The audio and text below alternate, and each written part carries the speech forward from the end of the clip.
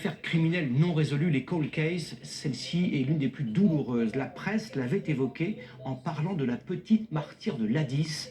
En 1987, le corps d'une fillette avait été retrouvé le long d'une autoroute dans le Loir-et-Cher. Elle n'a été identifiée que 31 ans plus tard. Ses parents, qui sont les principaux suspects, n'ont toujours pas été jugés à cause des dysfonctionnements de la justice. C'est la passionnante enquête de ce 20h. Elle est signée Georges Brunier, Pierre Humet et Nicolas Bercan. C'est pour eux l'affaire de toute une vie. Un dossier qui les hante et les habite. 38 ans bientôt après les faits, est-ce que c'est compréhensible? Plus de 30 ans passés à tenter de comprendre l'indicible, à retrouver les assassins d'une enfant. La justice au nom du peuple, au nom de la petite, au nom d'Inas, elle serait jamais rendue. C'est tirer un trait sur elle, quoi. 3 décennies à tout faire pour donner un nom à la petite martyre de l'Addis et pour que justice lui soit enfin rendue.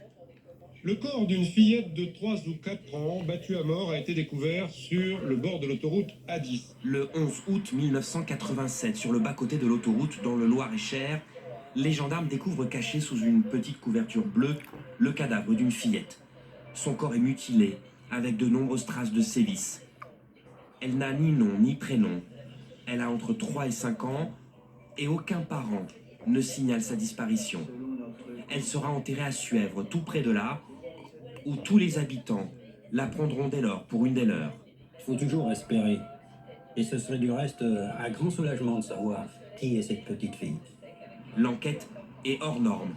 130 000 appels à témoins vont être placardés à travers la France. 60 000 écoles contactées, 6 000 pédiatres sollicités, sans le moindre résultat. Mais grâce à un coup de chance, l'ADN finit par parler. En 2018, les gendarmes interpellent un homme pour une banale bagarre. La science établit qu'il est forcément le frère de la petite inconnue de l'Addis.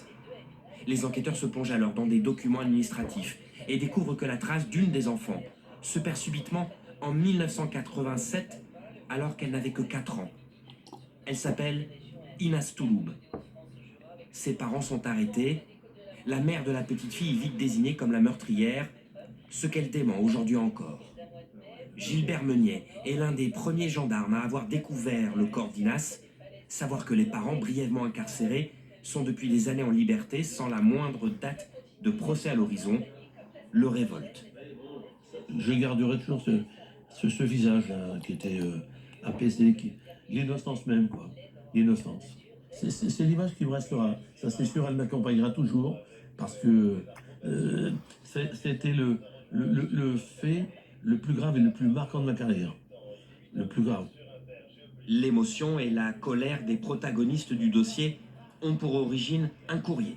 Une lettre envoyée récemment à la chancellerie par les magistrats d'Orléans chargés de juger les parents de la fillette, un couple qui reste présumé innocent. Impossible d'après les juges d'organiser ce procès avant 2027. Pour le justifier, ils évoquent de longs arrêts de travail, un retour au bureau qui devra se faire en douceur, des départs non remplacés ou encore des congés parentaux.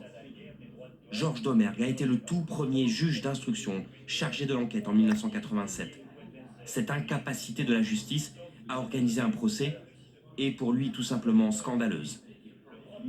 C'est une sorte d'autre meurtre, c'est un attentat à sa mémoire, c'est l'assassinat de son souvenir, c'est totalement incompréhensible qu'on n'ait pas eu à cœur de donner toute la priorité à ce dossier pour le juger. Et voilà donc le sort qui est réservé à ce dossier, à ce travail des enquêteurs. C'est inacceptable. Tous les acteurs de l'enquête pointent du doigt le même risque, celui que les parents, âgés de 71 et 73 ans et en mauvaise santé, meurent avant un hypothétique procès, sans jamais s'expliquer, sans jamais être jugés. Ancien maire de Suèvre, Raphaël Pilbou vit lui aussi avec l'affaire depuis le premier jour. À ses yeux, aucune excuse ne doit justifier de tels délais. C'est un irrespect total pour la petite. Total, je veux dire. Vous l'appelez encore aujourd'hui la petite. La petite, c'est vrai, c'est la petite du village. 4 ans quand j'avais ça. Vous vous rendez compte? Ça va faire dans 240 ans que ce fait s'est produit. On marche sur la tête. Je suis désolé de le dire, mais pour moi, on marche sur la tête. Anciens gendarmes, juges ou maires, tous essayent de se faire une raison en se disant que le plus important est sans doute d'avoir élucidé le mystère de la petite inconnue de l'A10 et que cette fillette martyrisée est à nouveau un nom.